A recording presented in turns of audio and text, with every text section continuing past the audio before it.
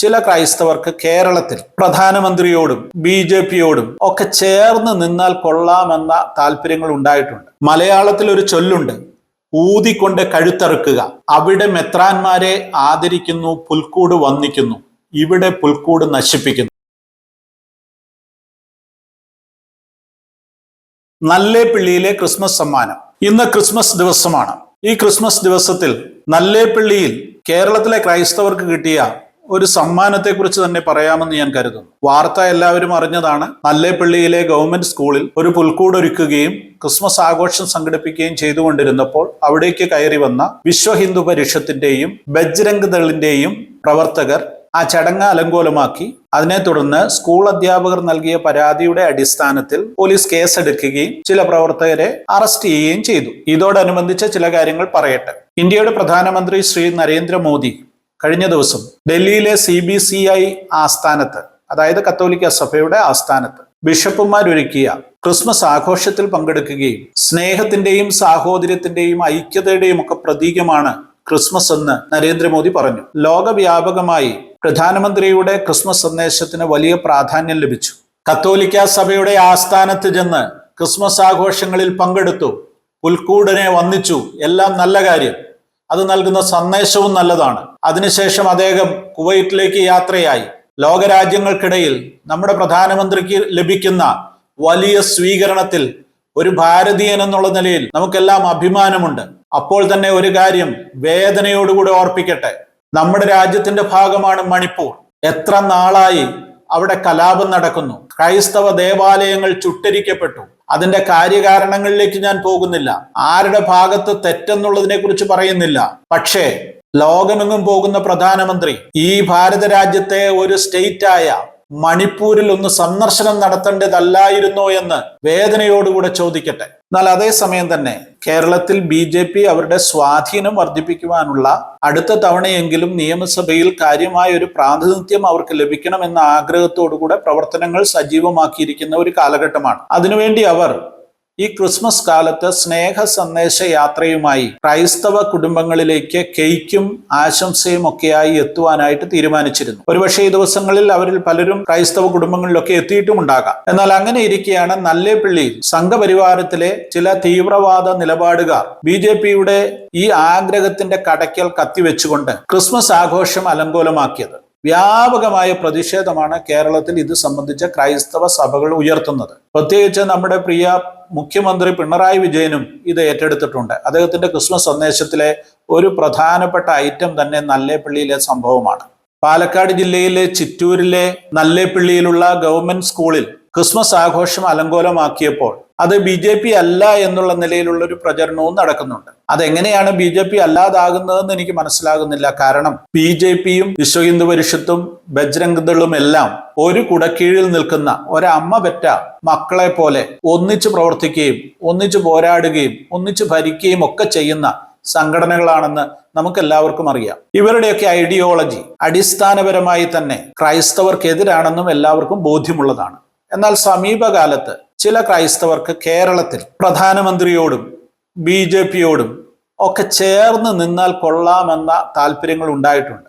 അതിന് പല കാരണങ്ങളുണ്ട്. നമ്മൾ മുനമ്പത്തെക്കുറിച്ചൊക്കെ പറയുമ്പോൾ BJPയാണ് നമുക്കൊരാശ്വാസം അല്ലെങ്കിൽ നമ്മെ സഹായിക്കുന്നത് എന്നൊക്കെയുള്ള രീതിയിലുള്ള പ്രചരണങ്ങൾ നടക്കുന്നുണ്ട്. BJPയുടെ സംസ്ഥാന നേതൃത്വം ക്രൈസ്തവ കുടുംബങ്ങളെ ചേർത്ത് നിർത്തുവാൻ വേണ്ടി അവരുടെ വീടുകളിലേക്ക് ക്രിസ്മസ് കേക്കും ക്രിസ്മസ് സന്ദേശവും ഒക്കെയായി ചെല്ലാൻ ഉദ്ദേശിച്ച അതേ സമയത്ത് തന്നെ ഇതുപോലൊരു പ്രതിസന്ധി നല്ലേപ്പിള്ളിയിൽ ഉണ്ടാകുവാൻ തന്നെയുള്ള അടിസ്ഥാനപരമായ കാരണം ഇവർക്ക് അവരുടെ സ്വഭാവം മാറ്റാൻ സാധിക്കുകയില്ല എന്നുള്ളതാണ്. ഡൽഹിയിൽ നടന്ന ക്രിസ്മസ് ആഘോഷവും നല്ലേപ്പിള്ളിയിലെ സംഭവവും ചേർത്ത് വെച്ച് ഓർത്തഡോക്സ് സഭയുടെ തൃശൂർ ഭദ്രാസനാധിപനായിരിക്കുന്ന യൂഹാനൻ മാർ മിലേത്തിയോസ് നടത്തിയ ഒരു ഫേസ്ബുക്ക് പോസ്റ്റ് കേരളത്തിൽ ഇപ്പോൾ വലിയ ചർച്ചാ വിഷയമാണ്. അദ്ദേഹം തന്റെ ഫേസ്ബുക്ക് പോസ്റ്റിൽ ഇപ്രകാരം പറഞ്ഞു: അവിടെ മെത്രാന്മാരെ ആദരിക്കുന്നു, പുൽക്കൂട് വന്ദിക്കുന്നു, ഇവിടെ പുൽക്കൂട് നശിപ്പിക്കുന്നു. അദ്ദേഹം പറഞ്ഞ വാക്കുകൾ ഇപ്രകാരമാണ്: 1. ഡൽഹിയിൽ ക്രൈസ്തവ സഭാ നേതാക്കളെ പ്രധാനമന്ത്രി CBCI ആസ്ഥാനത്ത് പോയി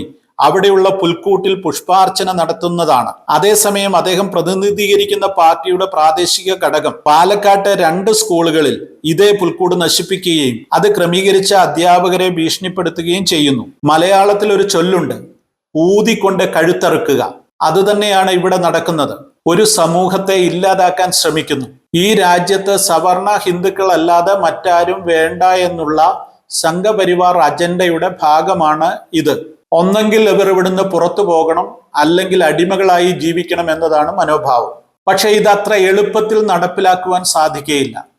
അത് തന്ത്രത്തിലൂടെ മാത്രമേ സാധിക്കത്തുള്ളൂ. പ്രധാനമന്ത്രി അതിനുവേണ്ടിയാണ് ശ്രമിക്കുന്നത്. സാധാരണഗതിയിൽ ഓർത്തഡോക്സ് ബിഷപ്പുമാർ ഇത്ര രൂക്ഷമായ പ്രസ്താവനകളൊന്നും നടത്താറില്ല. ഇവിടെ അദ്ദേഹം അത് നടത്തിയെന്ന് മാത്രമല്ല, പിന്നീട് വാർത്താ മാധ്യമങ്ങളുടെ മുൻപിൽ തന്നെ വളരെ രൂക്ഷമായ ഭാഷയിൽ തന്റെ അഭിപ്രായം തുറന്നു പറയുകയും ചെയ്തു. എന്നാൽ വളരെ പെട്ടെന്ന് തന്നെ ഓർത്തഡോക്സ് സഭയുടെ പരമാധ്യക്ഷൻ ബാവ ഇത് സഭയുടെ നിലപാടല്ല, അദ്ദേഹത്തിന്റെ വ്യക്തിപരമായ നിലപാടാണ് എന്ന നിലയിൽ ഒരു പ്രസ്താവനയും ഇറക്കി ഇതിനെ ഒന്ന് കവറപ്പ് ചെയ്യുവാനായിട്ടൊരു ശ്രമം നടത്തിയിട്ടുണ്ട്. എന്നാൽ ബിഷപ്പിന്റെ വാക്കുകൾ കൃത്യതയോടെയുള്ളതും യാഥാർത്ഥ്യബോധമുള്ളതും ഇവിടെ എന്താണ് സംഭവിക്കുന്നതെന്ന് എല്ലാവർക്കും മനസ്സിലാകത്തക്ക നിലയിലുള്ള ഏറ്റവും ലളിതമായ നിലയിലുള്ളതുമാണ് എന്നത് യാഥാർത്ഥ്യമാണ്. എന്താണ് സംഭവിച്ചുകൊണ്ടിരിക്കുന്നത്? ഭാരതത്തിൽ ക്രൈസ്തവ സഭയുടെ മിഷണറിമാർ, പ്രവർത്തകർ, സ്ഥാപനങ്ങളൊക്കെ നിരന്തരമായി ആക്രമിക്കപ്പെടുന്നുണ്ട്. എത്രയോ ആളുകൾ വ്യാജ കേസുകളുടെ പേരിൽ ജയിലിൽ കിടക്കുന്നു. ക്രൂരമായ മർദ്ദനങ്ങൾക്കിരയായി എത്രയോ സുവിശേഷകർ ജീവിതകാലം മുഴുവൻ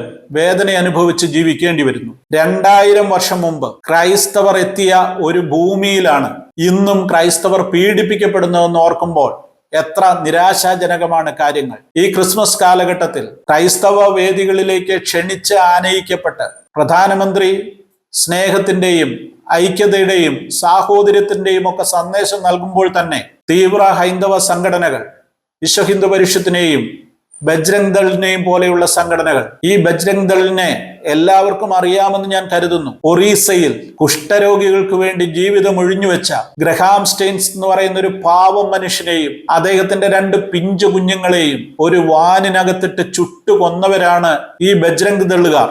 അവരാണ് ഇപ്പോൾ കേരളത്തിൽ പാലക്കാട്ട് 2 സ്കൂളുകളിൽ ക്രിസ്മസ് ആഘോഷങ്ങളുടെ ഭാഗമായുള്ള ചടങ്ങുകളെ അലങ്കോലമാക്കുകയും പുൽക്കൂട് നശിപ്പിക്കുകയും ചെയ്തിരിക്കുന്നത്. സാമാന്യ ബോധമുള്ള എല്ലാ ക്രൈസ്തവരും ഇവരുടെ ഇരട്ടത്താപ്പുകൾ കൃത്യമായി തിരിച്ചറിയണം. ഇത് കേരളത്തിലെ ക്രൈസ്തവർക്ക് ലഭിച്ച ഏറ്റവും നല്ല ക്രിസ്മസ് സമ്മാനമാണ്, തിരിച്ചറിയുവാനുള്ള ഒരു അവസരം. പ്രിയ യൂഹാനോന്മാർ മിലേത്തിയോസ് തിരുമേനി അദ്ദേഹത്തിന്റെ വാക്കുകൾ കേരളത്തിലെ എല്ലാ ക്രൈസ്തവരും തങ്ങളുടെ വേദപുസ്തകത്തിനകത്ത് സൂക്ഷിക്കേണ്ടതാണെന്ന് പറഞ്ഞുകൊണ്ട് ഞാൻ എൻ്റെ വാക്കുകൾ നിർത്തുന്നു.